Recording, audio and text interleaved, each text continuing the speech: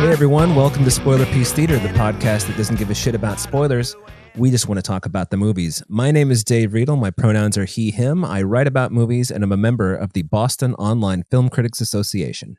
My name is Evan Crean. I'm co-chair of the Boston Online Film Critics Association and co-author of your 80s Movie Guide to Better Living, and my pronouns are he, him. And I'm Megan Kearns. My pronouns are she, her. I write film reviews for Edge Media Network, and I too am a member of the Boston Online Film Critics Association. Indeed you are. Mm-hmm. Indubitably. Indubitably. A good word. Thank you. This week, our three movies are Don't Look Up. Big hot topic, Don't Look Up. Don't Look Up. Little horror action or thriller action, I guess you would say. See for Me. And Almodovar's new movie, Parallel Mothers. But before we get into all that, we wanted to tell you that over on the Patreon, this week we are discussing the 1985 John Hughes movie, The Breakfast Club. That's right. It's more teens. It's more drama, rama, comma, whatever. I was trying to think of ways that I could make that rhyme. It didn't really work. But the point is, that's what's going on in the Patreon. And if you are a patron or are considering becoming a patron, it's a lot of fun. We really enjoyed talking about The Breakfast Club, and we did not ignore all the problems with The Breakfast Club. Just want to throw that out there so that you don't think we're just like, oh, The Breakfast Club. There's a whole lot of stuff going on. Those problems said, Sweets, you couldn't ignore me if you tried. That is actually what those problems said. It was exactly amazing. What they said. Chose a quote from the movie. Okay, so on that note, the first movie of the night on the regular show is Adam McKay's new director, Adam McKay. You may know him as the guy who used to make funny movies and now makes movies. I'm sorry, I've given away the goose already. Movies like Don't Look Up. Directed by him, written by him and Dave Sirota, starring Leonardo DiCaprio, Jennifer Lawrence, Meryl Streep, Mark Rylance, Cate Blanchett, Tyler Perry, Ron Perlman, Timothée Chalamet, Ariana Grande. I mean, there's a lot of people in this movie. Yep. Did I mention Jonah Hill? Right. Rob Morgan, who is kind of like the one sane person in the entire endeavor, but we can get into that. So if you don't know, here is the one sentence. It is one sentence Imdb summary. 2 low-level astronomers must go on a giant media tour to warn mankind of an approaching comet that will destroy planet Earth. So imagine it is like Armageddon or one of those movies, except directed by Adam McKay and not with a bunch of oil workers. So, right. It's supposed to be a satire. There's been a lot of, I think we should preface this by saying there's been a lot of discourse on the internet about this movie. Film Twitter in particular, there's been a lot of back and forth. Adam McKay and Dave Sirota have been very, very defensive of this movie because critics have panned it. They've tried to claim, critics are like feeding into climate denial since this movie is supposed to be about climate change. They've also said, a criticism, it's too obvious. It's supposed to be obvious because we got to hit people over the head and make them deal with climate change. And if you ask me, that's all bullshit. It's the dumbest thing I've ever heard. I'm going to go right along with both of you on that. Maybe if this was actually made by a good filmmaker. Well, I think... Or was a good film? This is like what Adam McKay does, though, right? I mean, he just takes this up. If it's not... Well, actually, he does this in comedies, too. Like Anchorman, as much as I enjoy a lot of Anchorman, it does hit you over the head repeatedly with the same jokes over and over. And but I love Anchorman. That's a great film. Well, Anchorman's funny. I mean, it's Will Ferrell being an idiot and Paul Rudd being an idiot and Christina Applegate being smarter than everybody else. It's great. Yeah, but it also, I agree with you, but it also has a very pointed commentary on sexism in media, which I actually think works. Yeah, it's and what really works, I think, is it's just buried under a lot of nonstop jokes that really land. Yes. A lot of those jokes land. Correct. Totally if you ever saw Anchorman 2, none of those jokes land. Woof. That movie is horrible. I remember when they were like, yeah, we actually went ahead and edited a second cut with all different jokes. I'm like, okay, are these jokes funny? Because that would be amazing. Were they? I don't know. They never released it. No, so I'm kidding. I should. Well, it's funny because with Don't Look Up, like I kind of was primed to hate this. And honestly, I don't hate it because I think there are some good things some good ideas that it has. It's just, they're so buried in here. And like, for me, I think this movie is actually a really sharp commentary. Getting back to the point you were making, Megan, about Anchorman, I think this movie is a great commentary on sexism. I think it's an interesting commentary on COVID that's kind of unintentional because it's come out, they started working on this before COVID, and it has become more interesting because of living through a pandemic and seeing the similar behavior. But I feel like climate change is so far at the bottom of list of things that it is doing well to comment on. I agree with you. I actually don't think, but I also disagree. I agree with you about the climate change part. I think the commentary, though, on sexism, it's definitely there. I actually don't think that's very well done either because, again, it is so obvious. It is just hitting you in the face. And I'm sorry, I don't think that that's good satire. Don't think that's good social commentary necessarily. Not automatically. And certainly not automatically good satire just because it's so obvious. And I found this movie utterly insufferable. I didn't think it's funny. Didn't think it was smart. I think it thinks it's so fucking smart, but it's not. It is annoying. The frenetic editing is something I loathe and despise so much about this film. Like, I just was seething the entire time because of the awful editing. It was, oh my God, it was just driving me bonkers. I couldn't take it. I don't know how you waste such a great cast. This cast is incredible. And it just, I felt the entire time like, wow, you were just wasting everyone's talent and time here. Well, I know how you make a movie like this terrible with a cast like this is you give him a shitty screenplay and you have Adam McKay direct it. I mean, yes, you're right. I mean, yeah. I think the big problem that I have with Don't Look Up, aside from the fact that it just isn't very good. I mean, and I can get deeper into that, but I kind of feel like you don't really need to, because you can just watch it and objectively say, this is just not good. It's not funny. It's not poignant. And I think the biggest problem that I have with it is I just lived through 4 years of Trumpism, right? Plus the election leading up to it, plus the 2020 election. I don't want to watch Meryl Streep, who is frankly pretty piss poor in this part, playing Donald Trump just, as Meryl Streep playing Don. I don't want to see that. I don't want to see all of these like comet deniers. I don't want to see red hats with Don't Look Up on them. I just am so fucking sick of that shit, of people being willfully stupid, and nobody whose mind might be potentially changed about climate change is going to see this movie. Nobody who voted for Donald Trump or people of that ilk are going to go watch this and be like, I should really rethink the way I think things. No. Adam McKay, you've done it. Where have you been all my life? I saw this because I heard that you directed Anchorman, which is my favorite movie. But now I'm going to donate $10,000 to the World Wildlife Fund. Right. Fuck you. Well, yeah. I mean, the thing of it is that this film he's trying to make commentaries on, and again, this comes back to the weakest part of it is the commentary on climate change. I'm like, there's barely a commentary on climate change. And we can talk about how it's allegorical, whatever. I still don't think it's very good. But this is far more commentary. And you're right, Evan, it is, even though I don't think it's very effective, it is a commentary on sexism and media.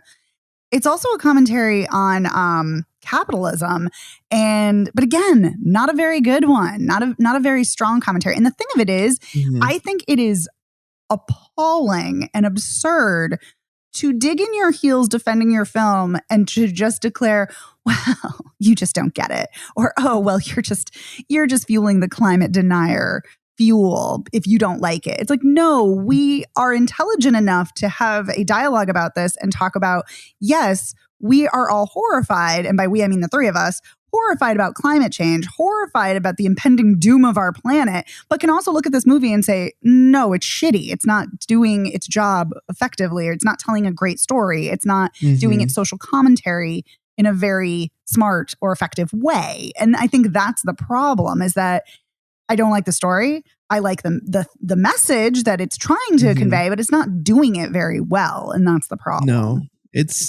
for me, it kind of falls in this weird territory. So we take other Adam McKay movies like Big Short and Vice.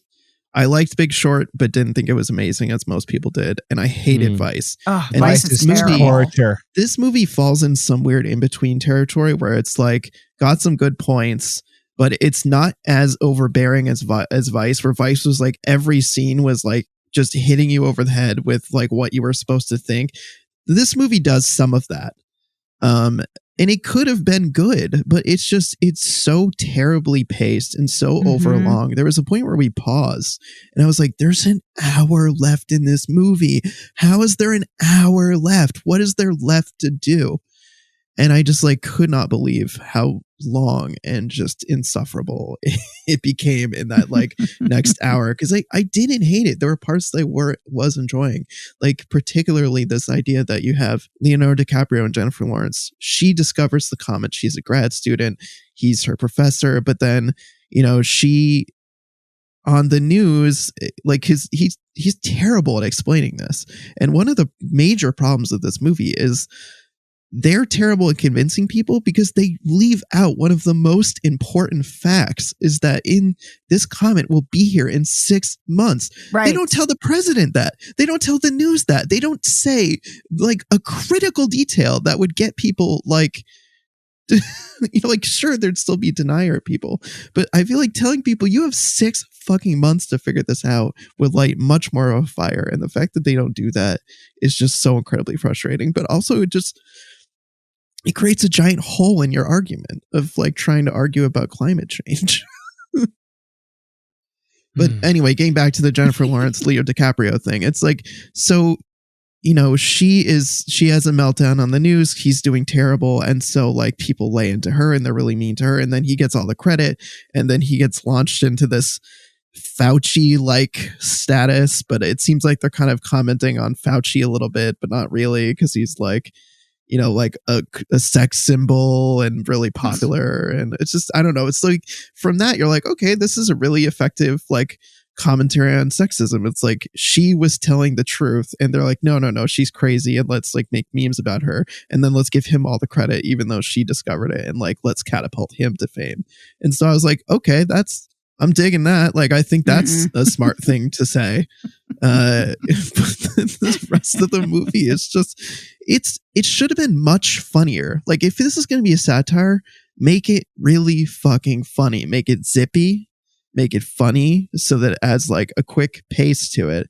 And it's like, yeah, Jonah Hill, he's amusing because he's such an asshole, but he seems like he's in a different movie from everyone else because he's just so far over the top, his character. Yeah. I didn't even find him amusing. I actually don't find him funny in general, though, so that could be a me thing. But I think you feel about Jonah Hill how I feel about Aaron Sorkin.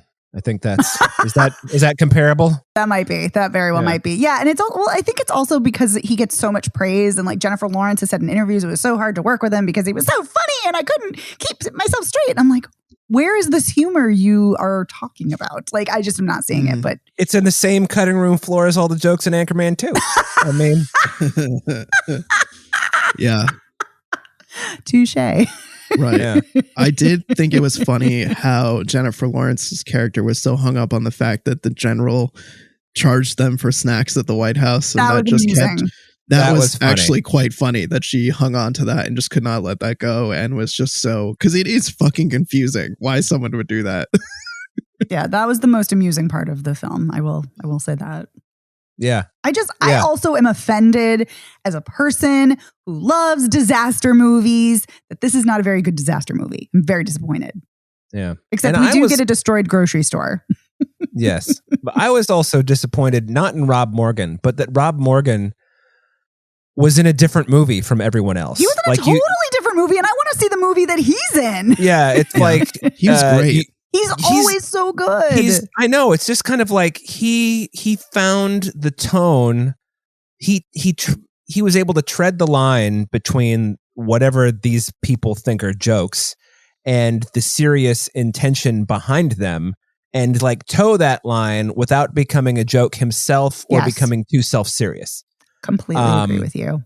And you know, it's too bad that the big fucking movie stars in this couldn't figure that out.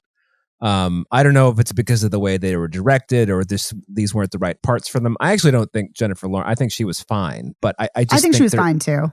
I think there was like her character was just kind of like it's like you said, Evan. Oh, she's the crazy person all of a sudden, and that's kind of what she gets reduced to. Even though she's got more regular going back to real life scenes where everything's just disjointed and fucked up. Is my short version, ineloquent though it may be. No, I think it was quite good. But here's the problem, and I just realized this is the reason, I remembered why I had such a problem with its commentary on sexism and why I don't think it's actually effective at all. Ultimately, maybe initially, but ultimately it kind of undoes it, is that she's constantly crying as if that's some kind of hindrance, as some kind of weakness. And first of all, crying's not. But second of all, it's like, oh, she's constantly so emotional. But like, it's not just in how she's framed in the media that she's unstable, but like, it's like the film, Adam McKay has written her that way too. And so it's like, wait a minute, you're trying to expose people as being sexist. You're trying to expose the media and society, but then you're writing her in a sexist way. So it's really frustrating. I do think it's interesting that he wrote that role with her in mind. Yeah.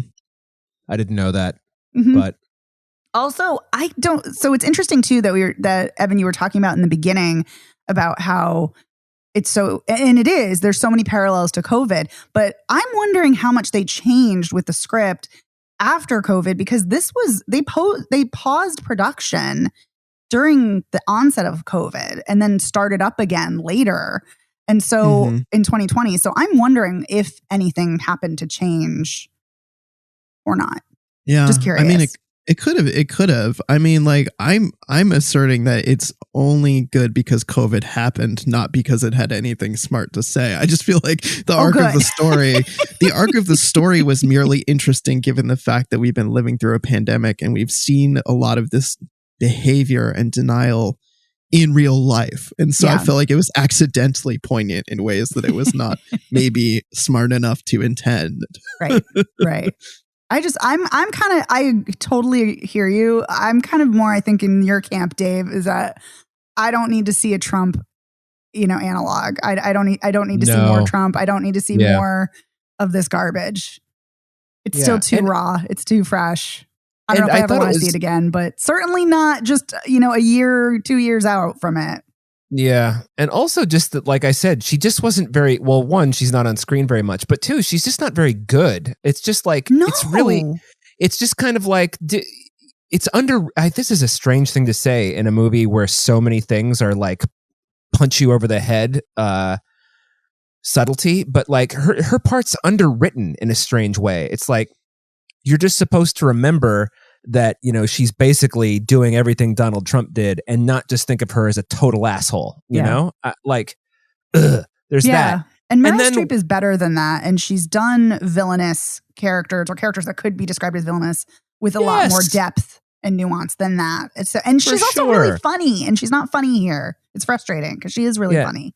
There's that. And then the thing that really irked me, though, and this is like at the very end. So, of course, at this point, I don't know what I was expecting. But do you mean the post-credit scene? Well, I'm getting there. Okay. When Mark Rylance is like, oh, you can predict how you're going to die to within 0.0001% accuracy. And she's like, oh, how do I die? He's like, oh, you're eaten by a blah, blah. I don't know what that is. And I'm like, well, clearly. Yeah, thank you. And I just remember thinking like, well, we're going to space, and I just like, it's the first thing I thought because it's so fucking dumb. Of course, like I would be able to guess that. And then like 20 minutes later or a half hour later or 4 fucking days later, however long this movie is, they get in the rocket ship and I'm like, okay, they're going to another planet. She's going to get eaten by something on the planet. And then they get out and there's these things that are kind of sweet looking. I was like, well, clearly nobody has ever seen, of course I can't remember what the movie is, but it's like, don't go up to the thing that you don't know what it is. It's going to eat you. And then she gets eaten. And it's just like, it's just dumb. It's just dumb. Like, I really, you said it, I think, Megan, at the top. It's like, this is a movie that thinks it's really smart. Yes. And that's just like perfectly encapsulates what they think is smart. And it's not. It's stupid. Just because you think you're better than everybody else doesn't mean you're smarter than everybody else. That's Trumpism. I mean, yes. Yes. That reminds me of what a big problem I had with The Hunt. Yes. Although The Hunt Jesus, is fuck. like an Oscar-worthy masterpiece comparatively. Hey, at least The Hunt has some killing. You know, this At has least like The Hunt has Betty Gilpin, who's amazing.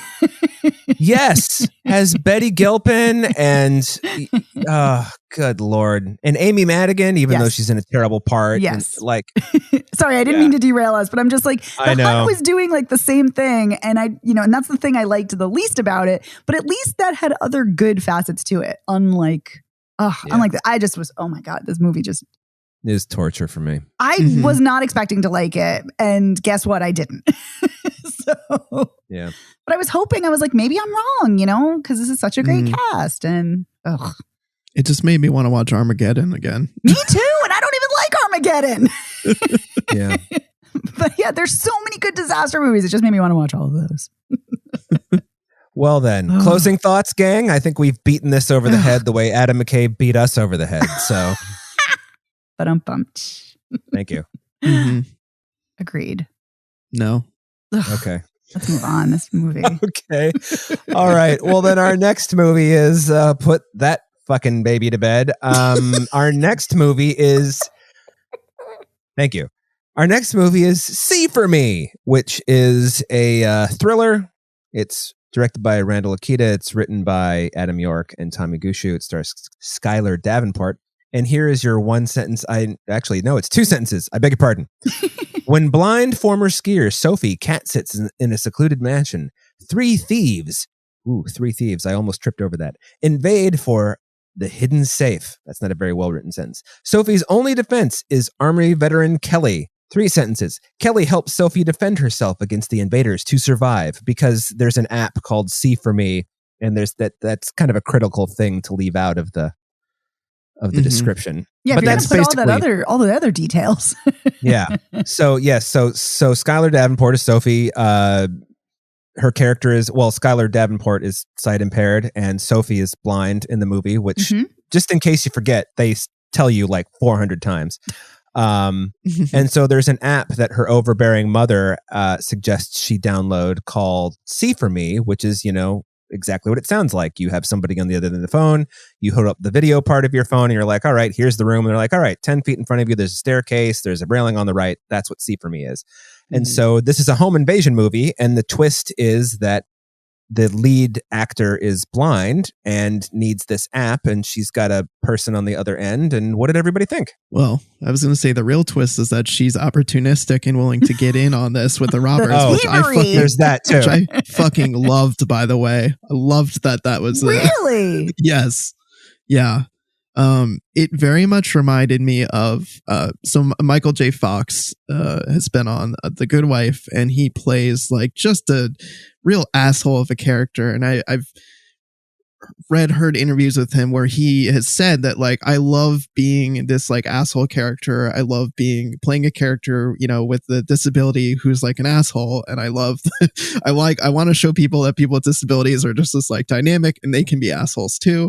And so I was thinking of Michael J. Fox when I was watching this, because I love that she's like, yeah, you know what? I want to throw in with you guys. I want in on this deal. You guys cut me in this deal. I'll play ball. Yeah. I like that too. I just kind of liked I liked that. Well, I don't want to give away the ghost too much because it is spoiler piece, but we haven't talked about too much. Megan, what do you like? Do you like things? Do you not like things? I don't like anything. No. Oh. No, I mean in general, I don't mean this movie. Oh, okay. I'm being sassy and silly. No, I did like this. I don't like the thief twist part. And not because I don't have a problem with her being opportunistic. I don't have a problem with that at all. And I don't have a problem with her being crotchety and sniping at people and irritable. Like, actually, I love all of that. I think that's great. Like, I saw a ridiculous review on IMDb where some rando was like, this is a good movie, but why didn't they make her more likable? And I wanted to be like, shut the fuck up. Like, not everybody has to be quote unquote likable. So and I agree with you, Evan. Like, I also like that Michael J. Fox said that, and I like that mentality because it's extremely infantilizing and ridiculous to assume all disabled people are saints and, you know, childlike, you know, this childlike innocence or naivete, like that's stupid and insulting. So I completely agree with you. But yeah, there was something about the thievery I just didn't buy and didn't like, even though I know she stole the bottle of wine. I don't know. There was something about it that just didn't feel genuine or authentic to me. I don't know. But I did really like Skylar Davenport's performance. I thought she was great. I liked Kelly's performance. The actor whose name I'm now forgetting, it is Jessica Parker. She was great. I liked their rapport and dynamic. And I also think the score was great in this, and the cinematography was really great. And I love how the edits are very, like the scenes are very long, and it just lets the camera roll. And it was so tense. And I loved that. I love a home invasion film. And I love that subgenre. And I thought that facet of the film was really fantastic. So really the only setback for me was the thief part. But even that I could like overlook it. I'm just like, oh, that doesn't feel necessarily organic to the character, but whatever. But other than that, it's a minor gripe. I really liked this overall. And I thought it was really well done. Yeah, I thought this was like really nice and tight and tense and really worked. And I love the fact that she killed all 4 of the bad guys and she did 2 of them on her own. She didn't even need Kelly. I like that too. But it was like the first time when she shot the first guy, I don't know really what I was expecting because I was like, she's not going to shoot him. She's not going to shoot him. She's not going to be able to shoot him. And then she shot him and I was like, yes, she fucking shot him. I was never so happy that somebody was shot in a movie. I do really like that part too, and how Kelly is like advising her, like, you know, to the right, to this, you know, split the difference. But also it's interesting because she's a gamer, and as she's watching Sophie with the gun, it's like, I'm like, oh, this is like a first person shooter. Yeah. And I also like that Sophie really didn't want to shoot the first guy, but then when she did shoot the first guy, she totally shot the other fucking guys and then clubbed Kim Coates over the head with a bottle of wine.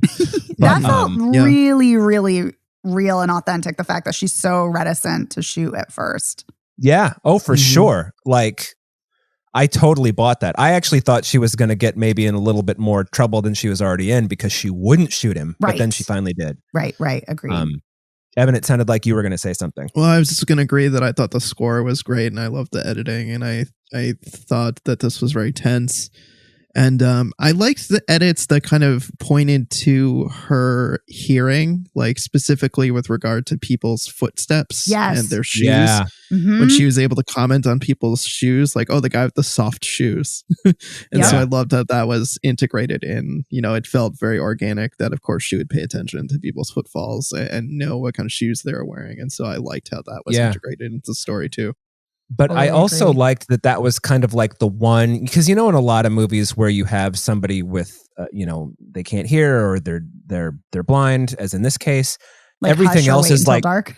Yeah, like everything else is like super heightened, you know, they're amazing at everything else. Whereas this one, it's like it ends at hearing, you know, it's like she's got the soft shoes. When the third guy, the driller, the guy with the beard, is going down to get the taser on the dead cop. Because, by the way, they strangle a cop to death, the bad guys. That strangulation scene was disturbing. That strangulation was legit. I mean, it's not like No Country for Old Men, but it was like, but I was just like, oh my God, we're just going to watch this guy strangle this cop to death. And that's exactly what happens. But then later at the end of the movie, when the not totally a creep fucking asshole, the guy who's doing the drilling to get the money out of the safe, which is why but then turns out to be still a creep. Well, yes, but he's not going to kill her. He's just going to tase her. So, I mean, that's, I guess, not as bad as the other 3 guys. Who knows? Yeah. But she tells him trying to get away.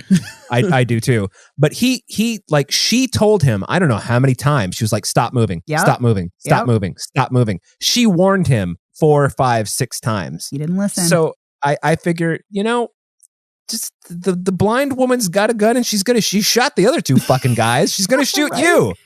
Just fucking put your hands down, asshole. The odds are not in your favor, dude. They're really not. You know for sure that the other guys are nowhere to be found, and it's because she killed them. So just fucking drop the money and just stand there. Anyway.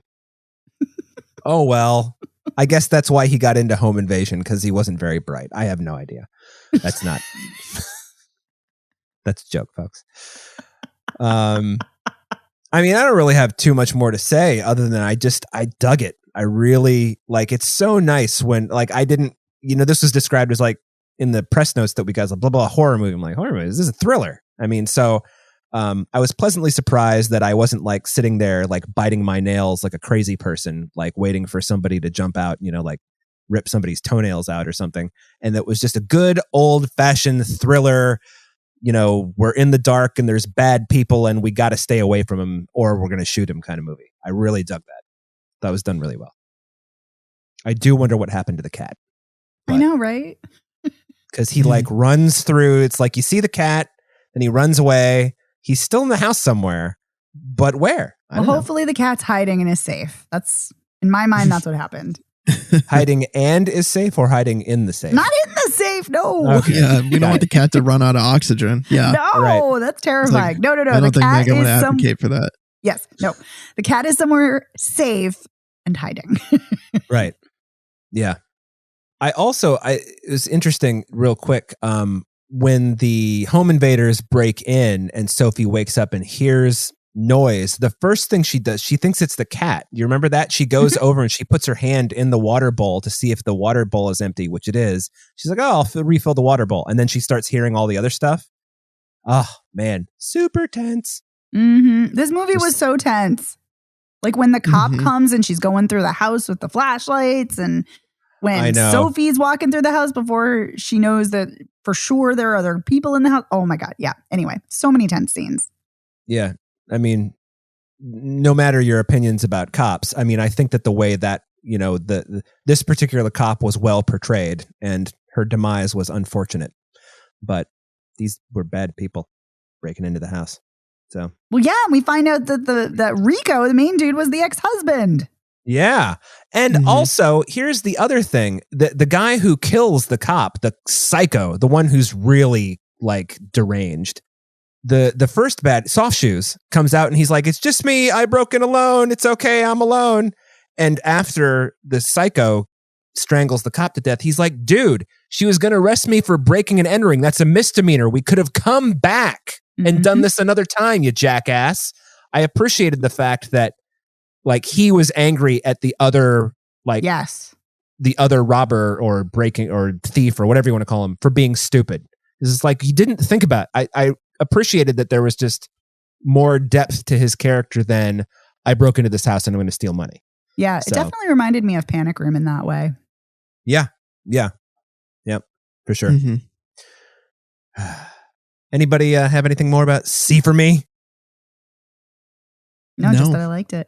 Yeah, okay. It's just some real straight ahead praise. Yeah, good times. Good times. Definitely worth seeing. Okay.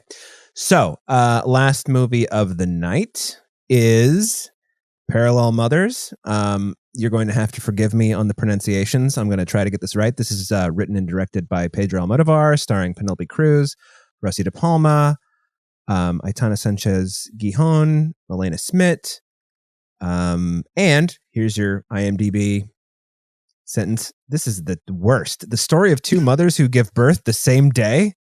Well, it's not wrong. I mean, as far as umbrella terms go, yes, that's true. Right. But it gives you the complete wrong impression of the movie. And I think that was my problem going into this, is I had the impression that I was like, okay, this is going to be like a drama about these two mothers who become friends. And like, it'll just be about them like raising their kids together and like finding strength and whatever. And I thought it was going to be like this really like boring, like indie drama. I'm just like bracing myself for that. And this movie was not that at all. And I was just like so pleasantly surprised. No, this movie's a goddamn soap opera, and I loved it. Yeah. Yes. I mean, it definitely has soap opera vibes in places. Yeah. Baby switching, crib death. Yes. LGBTQ romance. Oh yes, I'm here for queer romance. Exploring Spain's trauma. Fascist past. Yes, generational trauma. Yes. Generational trauma. That's a better way to put than I did, but I think it's important to mention Franco. It's always important to mention fascism, Dave. So no, that was good too. Thank you. And I also liked how the Franco angle of the story, which is a huge part of the story, but it comes and goes because like if you've ever worked with bureaucracy, what happens is Penelope Cruz's character has she knows the resting place of a bunch of people who were kidnapped by the Franco regime and shot and killed and buried in a shallow grave. And she's trying to get the current government to approve getting that dug up. And so she's found an anthropologist. But if you've ever dealt with bureaucracy, that shit takes forever to get done. And so I like the way that the movie just kind of quietly made that, like, yes, they're still doing this. Babies, romance, crib death, still doing the Franco thing. Still doing Franco. I really dug that. I liked that too. I like that it bookends the film really. Yeah. Mm-hmm. And I think that all the themes of generational trauma and identity and national identity and personal identity and what it means to be a person, a parent, a citizen of Spain. I like how it all ties together, like everything. All of these disjointed appear. It feels on the surface. Yeah, exactly. On the surface, disjointed pieces come together, dovetail very nicely, but not in a way where you go like, oh, they wrap that all up. It just kind of like, it just happens. It's nice. Feels very organic. And yes, I totally agree. Yeah. Somebody else lavish praise more eloquently than I just did, or tell me something you didn't like about. Tell me something you didn't like about it. I don't know. Well, I'll tell you what I did like. I really like, and not that I've seen a ton of his work, but I really do like Pedro Almodóvar's films. I think they're great. They're really interesting. I think they're interesting explorations of gender, sexuality, time, and so I really liked this too. I think Penelope Cruz is amazing in this. She's so great. So great. Mm-hmm. I mean, I always like her. I always think she's great. But she just, she's so good again. It's like, yes. But she really has such a range of emotions and emotional reactions that she needs to convey in this role, because she's so elated that she's pregnant, because she talks about how she's almost 40 and this is her chance to be pregnant because she has this affair with the forensic anthropologist who's married and his wife has cancer. By the way, more soap opera stuff. Yeah. And so she's really excited, but then when she finds out that the baby's not hers because Arturo, the anthropologist, is like, that baby doesn't look like me. I don't think it's mine. And she's, rightfully offended. She's like, well, you're the only dude I slept with. But then she's like, oh shit, but maybe the baby isn't mine because the baby doesn't look like me, And so, right. And then she finds that out and she's so like, that's so sad. And then when she reconnects with Anna, and who also was having her baby with her, who's a teenager. And then she finds out that Anna's baby, Anita, died, and that was her baby. It's just, there's so much sadness. And yeah. Then she invites Anna to come live and work with her and yes. like take care of the baby, and then does like on the sly a maternity test, and then proves that it is Anna's baby. And then there's just like, they develop this like romantic relationship in the meantime, and then she has to tell Anna, and I don't know, I was pleasantly surprised with how that all like got handled, because it was like, it seemed like just an awful thing for both of them to have to go through. And when Anna was like, okay, I'm out of here, I gotta get some space from this, I was like, oh no, this is horrible. Like she could conceivably just like never talk to her again, never forgive her for all this. And then like later in the movie, you see that they're still, at least on speaking terms, at least friends. And it seems like possibly more, based on, there's like a line of dialogue where we find out that Janice, Penelope Cruz's character, is pregnant again. And Anna says to Cecilia, her daughter, oh, you're going to have a brother or a sister soon. So I don't know. It seemed like their relationship was still going on, hers and Janice. Yeah, and they definitely were very affectionate with each other too. So even if, I'd like to think they were still in a relationship, but even if they weren't in a romantic relationship, they clearly have become family, which is still very, very welcoming and very heartwarming to see. Yeah. Yeah. I really dug the way you just kind of said it, Evan. When Penelope Cruz is like, oh, by the way, Cecilia's not my daughter, she's yours. and is like, well, fuck it, I'm leaving. But it's all in this kind of understated way. She's like, well, I'm just going to my mom's. Mhm. Like, and Penelope Cruz is like, all right, I'll help you put on the baby Bjorn so you can take the child that I've been raising for the last 18 months to your mother's, even though, yes, it is your child. And even though she's like begging her to stay, she's still Yeah. like helping But her. she's still complete. But I Yes. love the fact that her character has the presence of mind or the maturity or whatever you want to say to be like, yes, this is not my child. She's perfectly within her rights to take her. Exactly. As much as this is breaking my heart, because the other thing is that you can tell that Penelope Cruz loves this child. Yes. She's devastated. But also how like a day or two later, Anna calls her up and she's like, look, I don't know how I feel about you anymore, but like, I don't want you to be out of Cecilia's life. You're a part of her life. And it's just like what 20-year-old do you know who would do that? That's amazing. You know? That is kind of the brilliance of this film, is that while these outlandish, ridiculous, soap operatic, things are happening plot wise, it's so grounded in reality and people's emotions and emotional maturity. I really, really responded to that and really, really enjoyed that. Yeah. I also like that when Anna tells Penelope Cruz that Anita, which is Penelope Cruz's baby, this is go back to this baby switching, died from SIDS, that Penelope Cruz isn't just like, she murdered her baby, which is, I think, what would happen in an American movie or a lesser movie. She's just like, oh, the baby died from crib death. She does have some suspicion that possibly it was due to neglect. And I think that she did ask, but she gets over it, is what I mean. She talks to Anna's mother. The mother, right. She asks Anna's mother about it. Because I think she thinks it's her neglecting it. The baby. Right. But I guess what I mean is there's no point where she's like, well, you can't handle Cecilia because of all this. Like Anna's still there taking care of Cecilia, even when Penelope Cruz is doing her, what would you call it? Amateur level sleuthing? I don't know. Her investigating one witness sleuthing. I like amateur level sleuthing. Thank you. I was going to say Jessica Fletchering, but no, Jessica Fletcher was an amazing sleuth, so never mind. I scratched that. Yeah. I remember, by the way, when that show was like about to premiere and the pilot was coming out and everyone's like, ooh, Angela Lansbury's in a show. I was like, who the fuck is Angela Lansbury? Because I was a kid. Only the greatest person ever.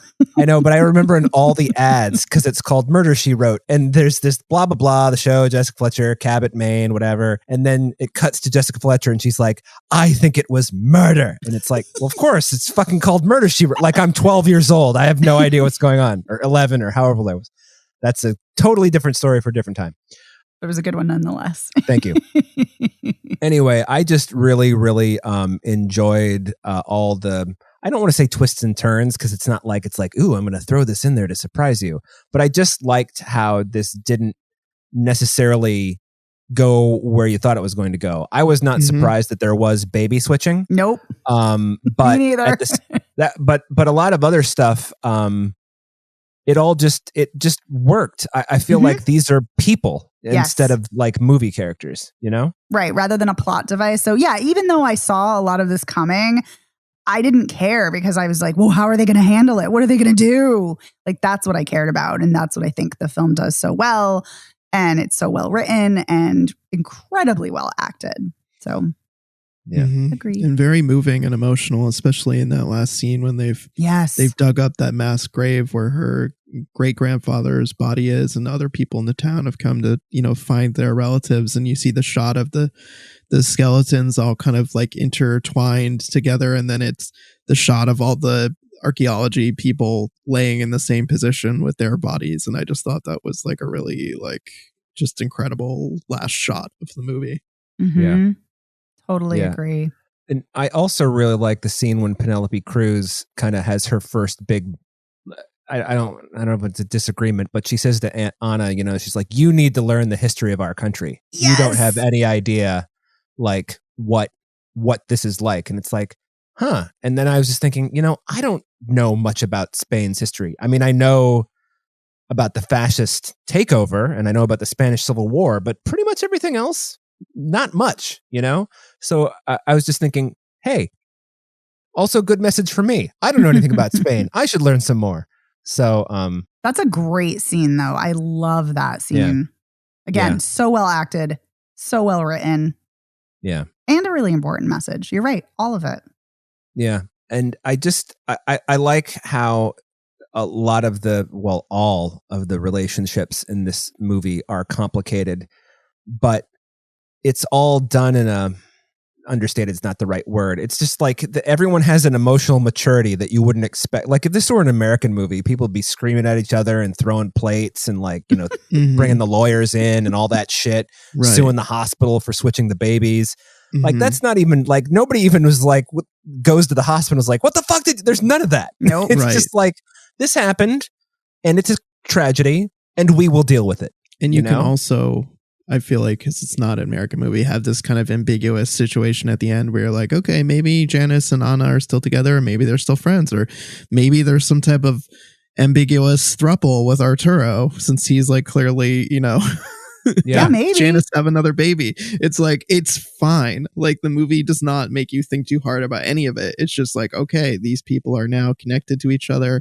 And they will continue to be connected to each other for a myriad of reasons. And you don't need to worry too much about that. That's their business, not yours.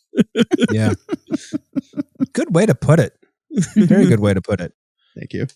But still interesting nonetheless. Not like you don't need to worry about it because you don't care, but you're right. Yes. No, it's not like, get the fuck out of here. It's more just like... It's like they have their own lives. And that's the thing too. That's what makes them feel like real people, is that they have their interior lives. They're going about their business. And you're right. You don't need to know every single detail. This is enough.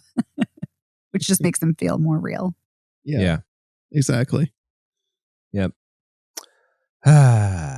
Well, I've got to watch some more. I've seen Tie Me Up, Tie Me Down, Women on the Nerve. I mean, if you're going to see Almodovar movies, I feel like you've probably seen Tie Me Up, Tie Me Down, Women on the Verge of a Nervous Breakdown. I've seen I'm So Excited, which is a straight up comedy, very, very different from this, for example. But just like, what a fascinating body of work. Now I feel like I got to create a new list on Letterboxd and be like, all right, we're going to watch all these movies now.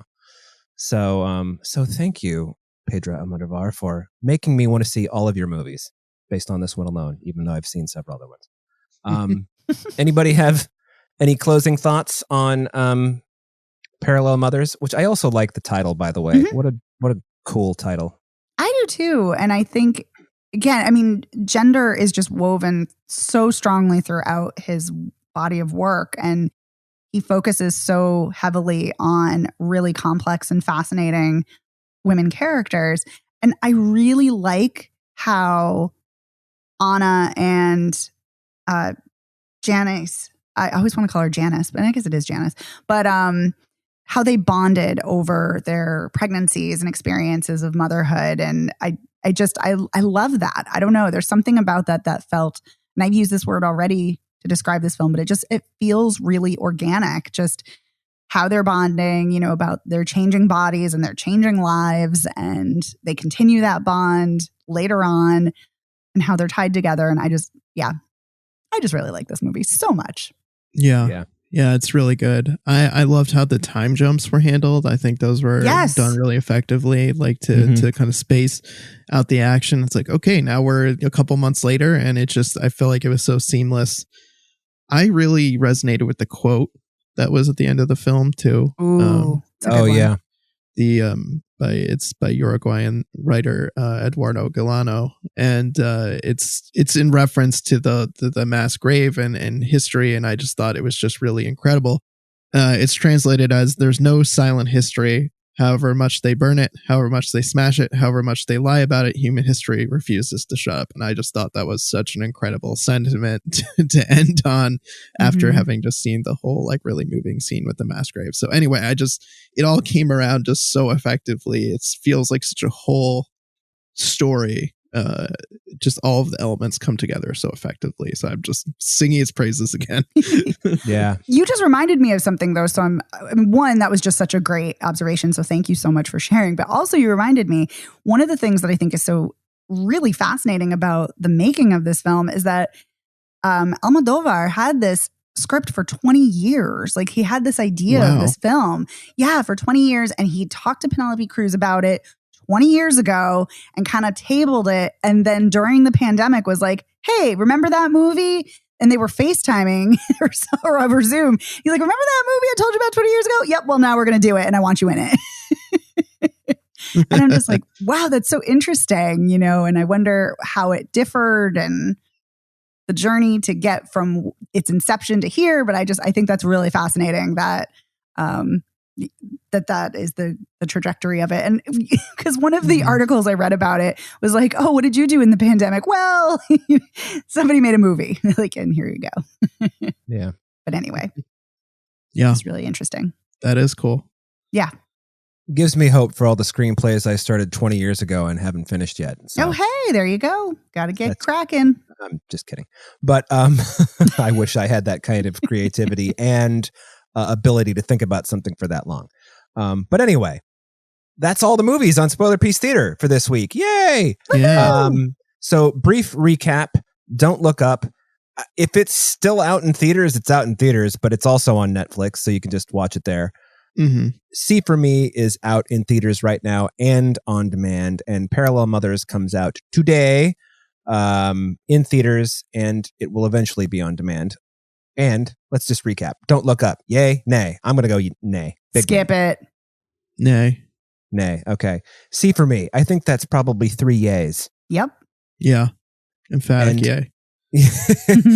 and ditto for Parallel Mothers. We're all thumbs up on that one. Yes. Mm-hmm. All right. Hey, all right. We agree on everything this week. This has been happening a lot lately, and I'm beginning to not trust us as much because we're starting to have hive mind.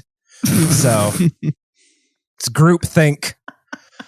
Don't worry. Next week we'll disagree on everything. Yeah, next week I will go out of my way to have a contrary opinion just because. So. And before we wrap up, I also wanted to just tell everybody to please check out our Patreon. Again, we talked about the 1985 John Hughes film, The Breakfast Club.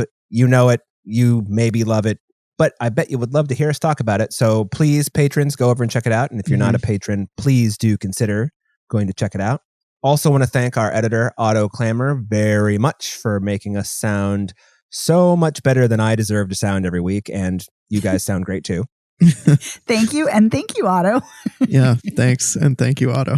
You can find Spoiler Piece Theater anywhere you find podcasts. If you want to check us out online, you can find us on our website. That's spoilerpiece.com. On social media, we're Spoiler Piece Theater on Facebook, at Spoiler Piece on Twitter, Instagram, and Letterboxd. If you'd like to get in touch with us, send us an email, spoilerpiece@gmail.com. Let us know why No, Indeed, Don't Look Up is a fine, fine satire. Or you could give us a call at 862-21-PEACE. and leave us a voicemail and agree with us emphatically that Don't Look Up is just terrible and it should never have been made. Well, you guys didn't say that. I said that, but yeah, I'll co-sign that, or maybe made by a different filmmaker. Okay, yeah, that's this movie by a different filmmaker. I'll go with that. And if you really like the show, please rate and review us by going to ratethispodcast.com/spoilerpiece. You can also rate us on Spotify and Apple Podcasts. And if you really, really like the show, like I said a few moments ago, please consider joining our Patreon. And that, as they say, is that. My name is Dave Riedel. I write about movies. I'm a member of the Boston Online Film Critics Association, and you can follow me on Twitter, Instagram, and Letterboxd as Dave Sees Movies. My name is Evan Crean. I am co-chair of the Boston Online Film Critics Association and co-author of your 80s Movie Guide to Better Living. You can follow me on Twitter, Instagram, and Letterboxd as Real Recon. That's real as in film reel. And my name is Megan Kearns. I write film reviews for Edge Media Network. I, too, am a member of the Boston Online Film Critics Association. You can follow me on Twitter at OpinionSWorld or on Instagram and Letterboxd at TheOpinionS. And we will see you next week. Thanks, everyone. Thank you. Bye. Bye.